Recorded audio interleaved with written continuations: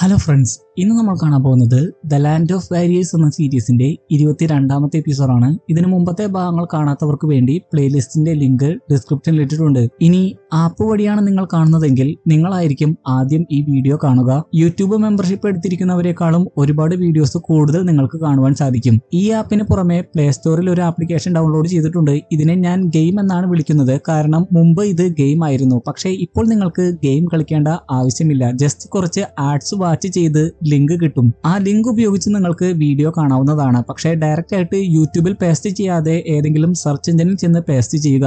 ഈ ഒരു ആപ്ലിക്കേഷനിൽ യൂട്യൂബ് മെമ്പർഷിപ്പ് എടുക്കുന്നതിനേക്കാളും ഒരു വീഡിയോസ് കൂടുതൽ കാണുവാൻ സാധിക്കും. ആപ്പിൽ നിങ്ങൾക്ക് വീഡിയോസ് അപ്ലോഡ് ചെയ്യുമ്പോൾ തന്നെ കൃത്യമായിട്ട് നോട്ടിഫിക്കേഷൻ കിട്ടും. പക്ഷേ ഗെയിമിൽ നിങ്ങൾക്ക് ആ നോട്ടിഫിക്കേഷൻ കിട്ടില്ല. അതുകൊണ്ട് ഇടയ്ക്കിടയ്ക്ക് വെബ്സൈറ്റ് വിസിറ്റ് ചെയ്യുക. അവിടെ കമ്മ്യൂണിറ്റി പോസ്റ്റ് സെക്ഷനിൽ വീഡിയോ അപ്ലോഡ് ചെയ്ത ഉടനെ തന്നെ ഞാൻ അപ്ഡേറ്റ് ചെയ്യുന്നതായിരിക്കും. അപ്പോൾ നമുക്ക് വീഡിയോയിലേക്ക് കടക്കാം. കഴിഞ്ഞ എപ്പിസോഡിന്റെ അവസാനത്തിൽ നമ്മൾ കണ്ടത് ക്യൂബർ ആംബർ പഗോഡയിൽ പരിക്കേറ്റവരെ ടാങ്സാനും മറ്റുള്ളവരും ചികിത്സിക്കുന്നതാണ്. എന്നാൽ ജീവിക്കാൻ പോലും ആഗ്രഹമില്ലാത്ത ഒരു വ്യക്തി ടാങ്സാനോട് ചോദിച്ചിരുന്നു, തന്റെ പ്രിയപ്പെട്ടവരെ രക്ഷിക്കാൻ സാധിക്കാത്ത താൻ എന്തിനാണ് ജീവനോടെ ഇരിക്കുന്നതെന്ന്. അത് ടാങ്സാന് ശരിക്കും കൊണ്ടിരുന്നു. അവന്റെ ഉള്ളിലുള്ള ഡീമൻ ശക്തികൾ അപ്പോഴേക്കും പുറത്തു വന്നു. മാഹോങ്ജുണും റോങ്റോങ്ങും അടുത്തു വന്ന് എന്ത് പറ്റിയെന്ന് ചോദിക്കുന്നുണ്ട്. പെട്ടെന്ന് തന്നെ ഒരു ശബ്ദം, നീ ഇങ്ങനെയൊന്നും ചെയ്യാൻ പാടില്ല എന്ന് പറയുന്നു. തിരിഞ്ഞു നോക്കുമ്പോൾ അത് വൂ ആയിരുന്നു. പക്ഷേ ടാങ്സാന് മാത്രമേ വൂവിനെ കാണാൻ സാധിക്കുന്നുള്ളൂ. ടാങ്സാൻ വൂവിന്റെ അടുത്ത് വന്ന് സംസാരിക്കുന്നു. റോങ്റോങ്ങും മാഹോങ്ജുണും നോക്കുമ്പോൾ അവൻ വെറുതെ സംസാരിക്കുകയാണ്. അത് കണ്ട് അവർക്ക് ഒരുപാട് വിഷമമാകുന്നുണ്ട്. ടാങ്സാന് പോലും മനസ്സിലാകുന്നുണ്ട്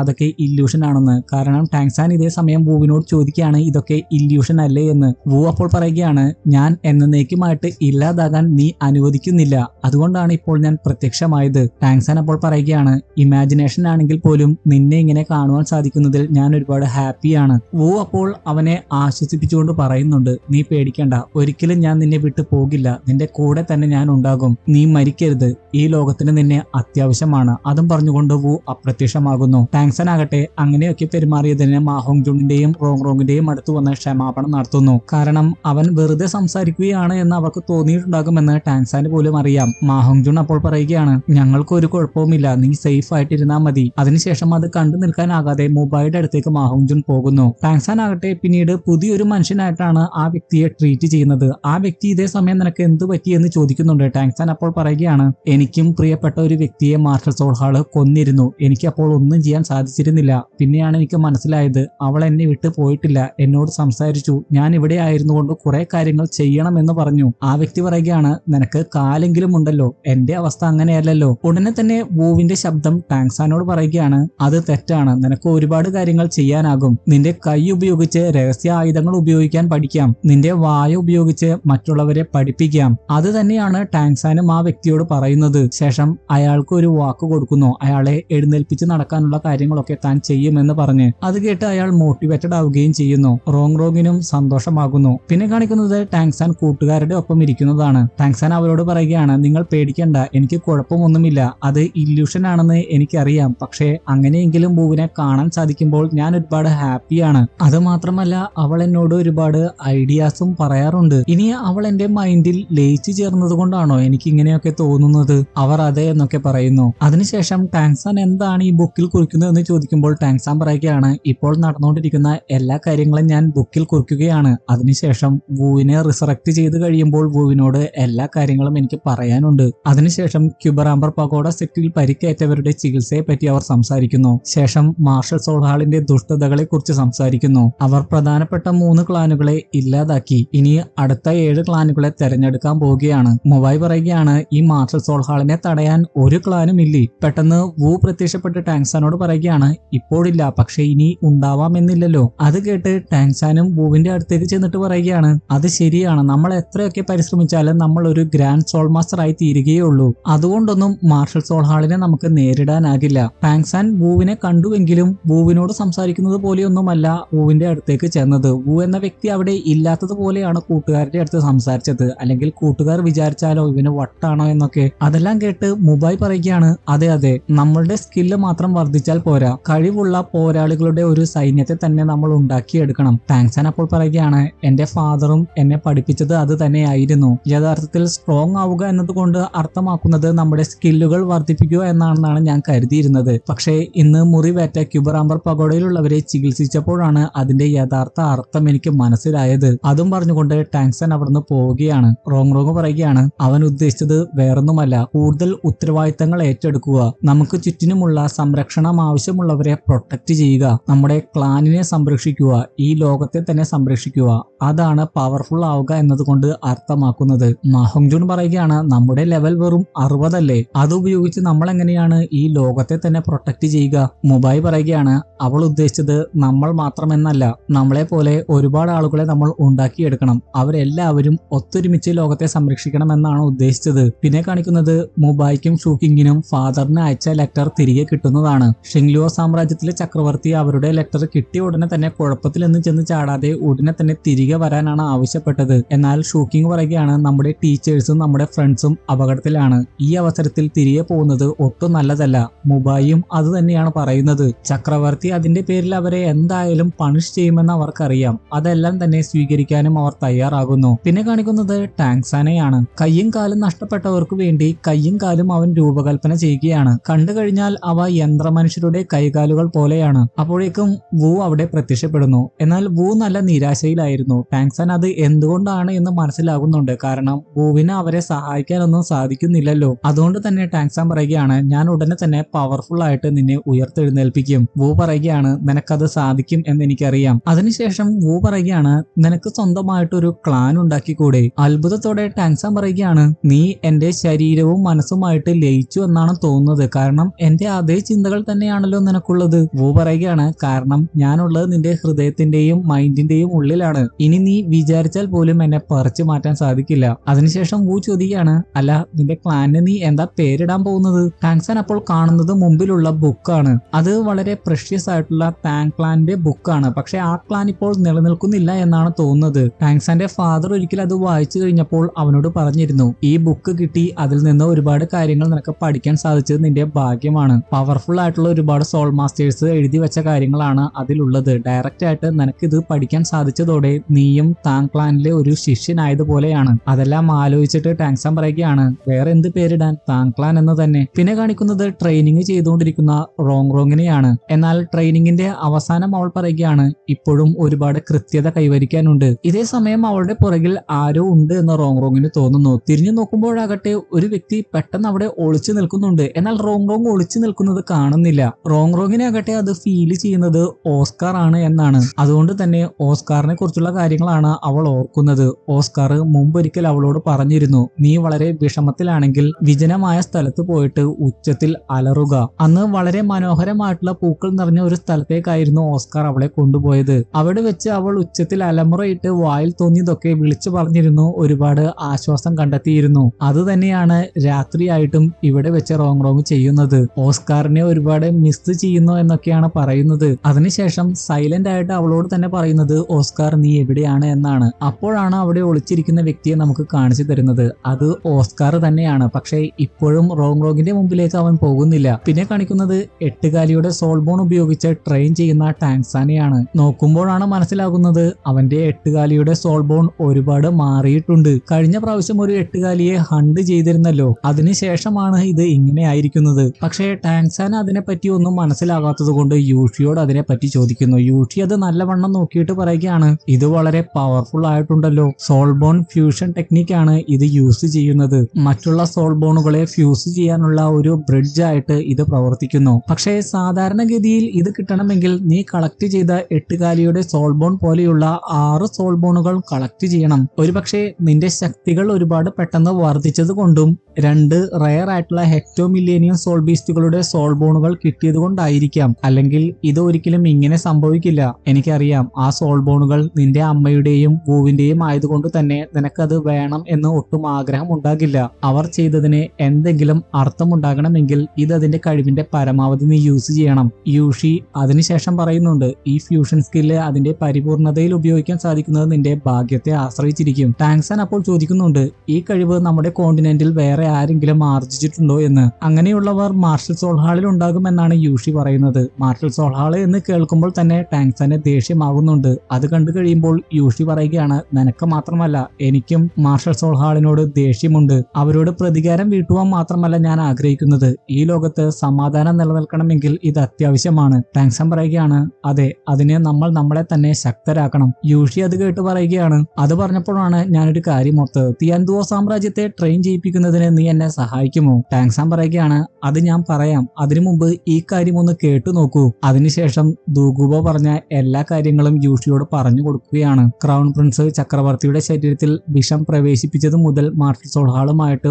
ഒന്നായതുവരെയുള്ള എല്ലാ കാര്യങ്ങളും പറയുന്നു. അത് കേട്ട് കഴിയുമ്പോൾ യൂഷി പറയുകയാണ്, അത് വളരെ ഡേഞ്ചറസ് ആണല്ലോ. വലിയൊരു ദുരന്തമായിരിക്കും സംഭവിക്കാൻ പോകുന്നത്. നമുക്ക് വെറുതെ അത് നോക്കി നിൽക്കാനാകില്ല. കേട്ടിട്ട് നിനക്ക് എന്തോ ഐഡിയ ഉണ്ട് എന്ന് തോന്നുന്നു. ടാങ്ക്സൺ പറയുകയാണ്, ഞാൻ എന്റെ തന്നെ ഒരു ക്ലാൻ ഉണ്ടാക്കാൻ പോവുകയാണ്. അത് നല്ല ഐഡിയ ആയിരിക്കുമെന്ന് യൂഷി പറയുന്നു. പക്ഷേ നീ ഈയിടയ്ക്ക് നിന്റെ സെക്റ്റിലേക്ക് തിരികെ പോയതല്ലേ, അവരെന്ത് വിചാരിക്കും? ടാങ്ക്സൺ പറയുകയാണ്, ഞാൻ ഇപ്പോഴും പൂർണ്ണമായിട്ട് സെക്റ്റിലേക്ക് ചേർന്നിട്ടില്ല. അവർ എനിക്ക് 3 ടാസ്കുകൾ ഏൽപ്പിച്ചിട്ടുണ്ട്. ആ ടാസ്കുകളെ കുറിച്ചും യൂഷിയോട് പറയുന്നു. അതുകൊണ്ട് ഇപ്പോൾ ഏറ്റവും പ്രധാനപ്പെട്ടത് ഈ ലോകത്തെ സംരക്ഷിക്കുന്നതാണ്. എന്റെ സെക്റ്റിനോടും എന്റെ ഫാദറിനോടുമുള്ള കടപ്പാട് വേറെ കാര്യം, അത് ഞാൻ നിറവേറ്റുക തന്നെ ചെയ്യും. യൂഷി അപ്പോൾ പറയുകയാണ്, മാർഷൽ സോൾ ഹാള് പുതിയ 7 ക്ലാനുകളെ തെരഞ്ഞെടുക്കാൻ പോവുകയാണ്. നീ പുതിയ ക്ലാൻ ഉണ്ടാക്കാൻ പോവുകയാണ് എന്ന് മാർഷൽ സോൾ ഹാള് അറിയുകയാണെങ്കിൽ വലിയ പ്രതിരോധമായിരിക്കും അവരുടെ ഭാഗത്തുനിന്ന് ഉണ്ടാവാൻ പോകുന്നത്. അതുകൊണ്ട് എന്ത് സഹായം വേണമെങ്കിലും എന്നോട് പറയാൻ മടിക്കരുത്. എന്തിനും അവന്റെ കൂടെ ഉണ്ടാകുമെന്ന് പറയുന്നു. ടാങ്ക്സൺ അതിന് നന്ദി പറയുന്നു. ഒരു കാര്യം പറയാൻ വിട്ടുപോയി.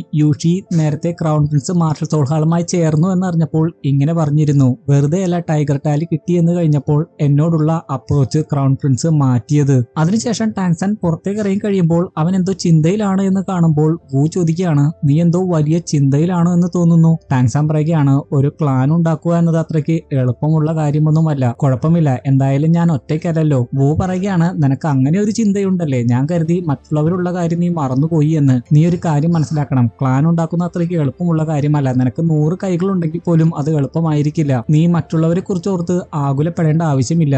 എന്തായാലും നമ്മുടെ ക്ലാൻ മാർഷൽ സോൾ ഹാളിനെ നേരിടാനുള്ളതാണ്. മറ്റുള്ളവർക്ക് എന്തെങ്കിലും അപകടം പറ്റുമോ എന്ന് ഓർത്ത് നീ ആകുലപ്പെടേണ്ട ആവശ്യമില്ല. ഒരേ ചിന്താഗതികൾ ഉള്ളവരായിരിക്കും നമ്മുടെ ക്ലാനിൽ ചേരുന്നത്. അവർക്ക് ഒരേ ലക്ഷ്യം മാത്രമായിരിക്കും, മാർഷൽ സോൾ ഹാളിനെ ഇല്ലാതാക്കുക. താങ് ക്ലാൻ എന്ന ഐഡിയ ഇപ്പോൾ ഒരു സ്വപ്നം മാത്രമാണ്. കുറച്ചു കഴിയുമ്പോൾ അനീതിക്കെതിരെ പ്രവർത്തിക്കുന്ന മൂർച്ചയുള്ള ആയുധമായിട്ട് അത് തീരും. പുറത്തു വന്ന് ഇക്കാര്യങ്ങൾ ടാങ്ക്സൺ അവന്റെ ഫ്രണ്ട്സിനോടും പറയുന്നു. താൻ ഉപയോഗിക്കുന്ന ആയുധവും സ്കില്ലുകളും എല്ലാം താങ് ക്ലാന്റെ ബുക്കിൽ നിന്നാണ് പഠിച്ചതെന്നും ടാങ്ക്സൺ പറയുന്നുണ്ട്. അതെല്ലാം കേട്ട് മുബായ് പറയുകയാണ്, ഞങ്ങളെക്കാളും ഒരു സ്റ്റെപ്പ് മുന്നിലാണല്ലോ നീ ഉള്ളത്. എല്ലാവരും അവന്റെ കൂടെ തന്നെ ഉണ്ടാകുമെന്ന് പറയുന്നു. ഷൂക്കിങ്ങും റോങ്റോങ്ങും ക്ലാനുകളിലൊന്നും ചേരുന്നില്ല എങ്കിലും അവന് ഫുൾ സപ്പോർട്ടാണ്. മാഹോങ് ജൂൺ അവന്റെ ക്ലാനിൽ ചേരുന്നുണ്ട്. മുബായും ഷൂക്കിങ്ങും പറയുന്നുണ്ട്, എന്ത് സപ്പോർട്ട് വേണമെങ്കിലും ഷിങ്ലു സാമ്രാജ്യം നിന്റെ കൂടെ ഉണ്ടാകും, നിനക്കത് എത്തിച്ചു തരുമെന്നൊക്കെ പറയുന്നു. അതിനുശേഷം റോങ്റോങ്ങിനോട് ഒരു സഹായം അഭ്യർത്ഥിക്കുകയാണ്, അവളുടെ ഫാദറുമായിട്ടുള്ള ഒരു മീറ്റിംഗ്. റോങ് അത് ശരിയാക്കി തരാമെന്ന് പറയുന്നുണ്ട്. അപ്പോഴാണ് ആരും അവിടെ ഒളിച്ചു നിന്ന് അവരെ നിരീക്ഷിക്കുന്നതായിട്ട് ടാങ്ക്സൺ ശ്രദ്ധിക്കുന്നത്.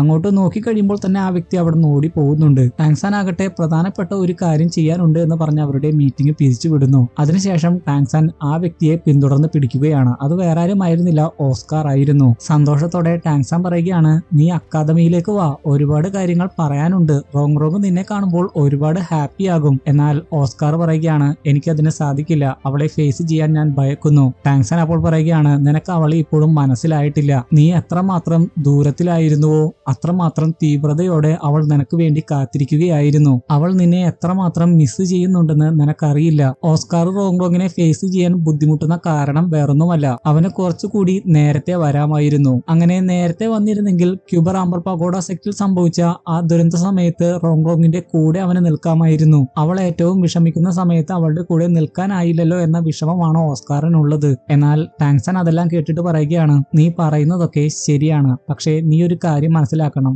ഇതിന്റെ പേരിൽ റോങ് നിന്നെ ശകാരിക്കുകയാണെങ്കിൽ പോലും നീ ഇതിൽ നിന്ന് ഓടി ഒളിക്കരുത്. റോങ് അങ്ങനെയൊന്നും ചെയ്യില്ല. ഇനി എന്തെങ്കിലും കാരണവശാൽ അങ്ങനെ ഉണ്ടായാലുള്ള കാര്യത്തെക്കുറിച്ച് പറഞ്ഞതാണ്. വെറും നിസ്സാരമായിട്ടുള്ള കാര്യങ്ങളുടെ പേരിൽ നിങ്ങൾ നിങ്ങളുടെ സമയം വെറുതെ വേസ്റ്റ് ആക്കി കളയരുത്. അത് ടാങ്ക്സൺ വിഷമത്തോടെയാണ് പറഞ്ഞത്. ശേഷം വൂവിന് സംഭവിച്ച കാര്യങ്ങളൊക്കെ പറഞ്ഞു കൊടുക്കുന്നു. മുയലിന്റെ രൂപത്തിലുള്ള വൂവിനെയും കാണിച്ചു കൊടുക്കുന്നു. അതുകൊണ്ട് പരമാവധി ഒന്നിച്ചായിരിക്കാനുള്ള നിമിഷങ്ങൾ വെറുതെ പാഴാക്കരുത് എന്നാണ് ടാങ്ക്സൺ പറയുന്നത്. വൂവിനെ പറ്റി കേട്ട് കഴിയുമ്പോൾ ഓസ്കാർ കരഞ്ഞു പോകുന്നുണ്ട്. വൂവിനോട് എന്ന പോലെ ഓസ്കാർ പറയുകയാണ്, ഇവന് കുറച്ച് സമയം കൊടുക്കൂ, തീർച്ചയായും ഇവൻ നിന്നെ ഉയർത്തെഴുന്നേൽപ്പിക്കും. ടാങ്സാൻ പറയുകയാണ്, നീ അവൾക്ക് യോഗ്യനല്ല എന്ന ചിന്താഗതികളൊക്കെ നീ മാറ്റാൻ നോക്കൂ. അതൊക്കെ നിന്റെ വെറും തോന്നലുകളാണ്. ഇതേപോലെ അവസരങ്ങൾ നിനക്ക് ഇനി ഒരിക്കലും കിട്ടാൻ പോകുന്നില്ല. അതെല്ലാം കേട്ട് കഴിയുമ്പോൾ ഓസ്കാർ ടാങ്സാന് നന്ദി പറയുന്നുണ്ട്. ഒരു തീരുമാനം എടുക്കാൻ സാധിക്കാത്ത അവസ്ഥയിലായിരുന്നു അവൻ ഉണ്ടായിരുന്നത്. ശേഷം അവർ ഷ്രെക്ക് അക്കാദമിയിൽ എത്തുന്നതാണ് കാണിക്കുന്നത്. അവിടേക്ക് റോങ്റോങ്ങിന്റെ ഫാദറുമായിട്ട് വരുന്നു. ടാങ്സാൻ റോങ്റോങ്ങിന്റെ ഫാദറുമായിട്ട് കുശലാന്വേഷണങ്ങൾ നടത്തുന്നു.